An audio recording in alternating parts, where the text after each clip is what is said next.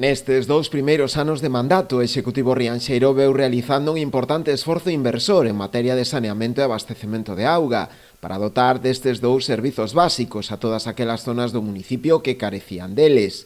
Para o goberno local, estas actuacións, xunto coas realizadas na mellora de firmes e pavimentacións de núcleos, son dous dos eixos fundamentais do seu programa de goberno. Os últimos 2 anos, os 2 anos que vimos exercendo a labor de goberno, aproximadamente licitamos e executamos obras que teñen que ver con saneamento, con abastecemento, tamén con renovación de firme nos accesos aos núcleos rurais que están no entorno de 1 millón de euros, non? Unha cantidade moi importante para un concello como o noso e que se materializa ou se vai materializando en obras como as que vimos de rematar no núcleo de Quintáns, no núcleo de Vilas, no núcleo da Casilla, por exemplo, non? Obras de dotación de redes de abastecemento e saneamento e tamén mellora dos firmes, non? Dende o equipo de goberno entenden que esta debe ser unha das súas prioridades,